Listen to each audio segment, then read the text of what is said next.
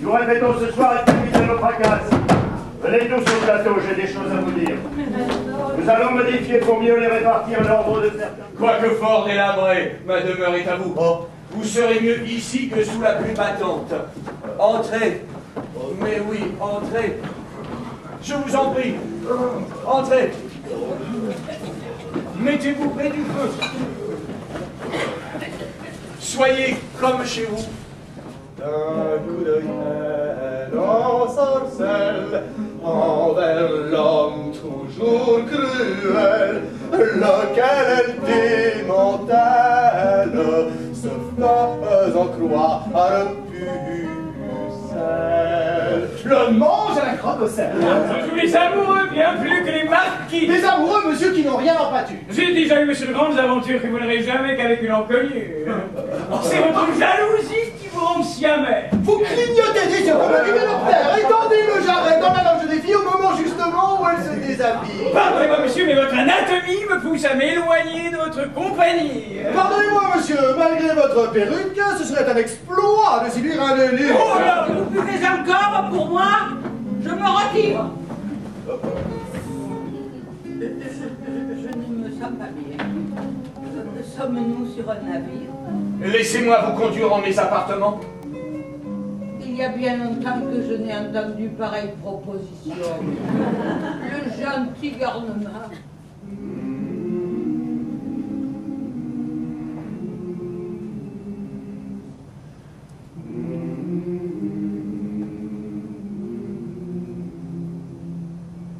Le sommeil recouvrit de son grand souffle d'or toute la maisonnée. L'immense matamor dans son long manteau gris enroulé comme un mort ressemblait assez fort à quelque harançor.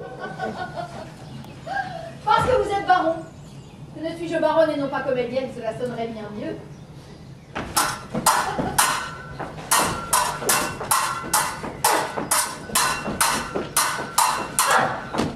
un homme vous retient. Je le sais, je le sens.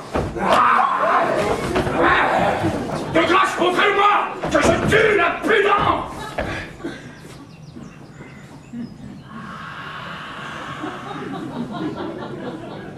Ne serait-ce point vous le galant de madame? Nous sommes attentifs, baron, à vos chagrins. Plus que vous ne pensez. Ça, je le sais très bien. Non, vous ne savez pas.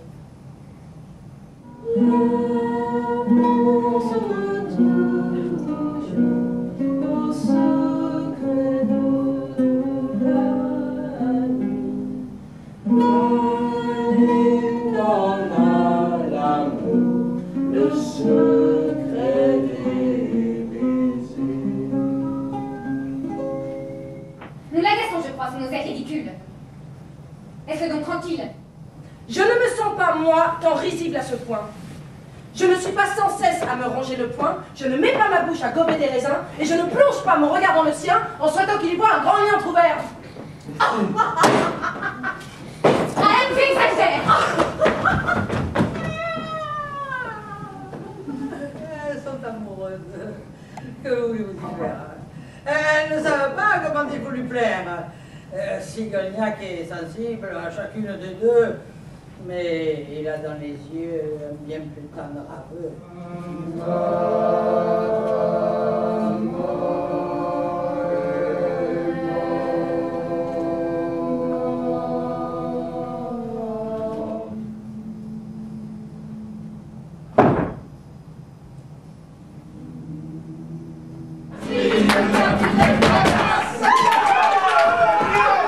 Mais ne faudrait-il pas plus ou moins m'expliquer? J'en savais assez. Je ne sais rien du tout. Regardez en coulisses, j'y serai pour souffler. Encercle-moi veux-tu d'un vieux fer de tonneau, car rien que de fureur, hélas, comme je m'en vais éclater. Ouvre-toi, nom de Dieu, je te sens bien rétive. Je lui mettais un objet contondant. Moi, je mettrais plutôt un grand coup de marteau. J'aurais pu voir les braves comme tout le monde. Vous n'en verrez qu'un seul. Il n'aurait pas fallu vous donner cette peine, mademoiselle pose ses mouches elle-même, elle a besoin, monsieur, des services de personne. Êtes-vous un laquais qui arrive quand on sonne?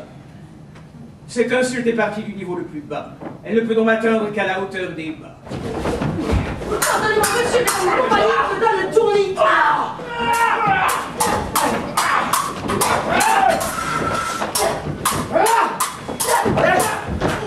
Acceptez ce transport, il est d'un galant homme. Mais j'en rougis, madame, plus rouge qu'une pomme. Isabelle, croyez-moi. Croyez-moi, je vous aime. Baron, il ne faut pas. Moi aussi, je vous aime. Ma femme est à cette heure dans les bras d'un galant. Ne pourrais-je moi-même devenir votre amant? Prenez-moi, brisez-moi. Prenez-moi, brisez-moi. Toute la troupe, c'est pour ça que là, toute la troupe part à Paris. Merci. Merci. C'est bon, c'est que là, toute la troupe part à Paris.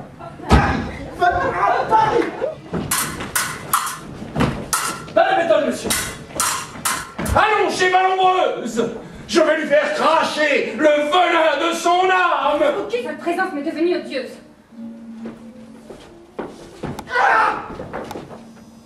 Puisse ma soumission pouvoir vous divertir. Je suis à vous, monsieur. Vous pouvez vous servir. Je vous avais juré de montrer mon visage au moment opportun. Ce moment, le voici. C'est votre vie, monsieur, que je suis venu prendre. Non, baron, je vous prie. Relevez-vous, monsieur, je ne saurais attendre.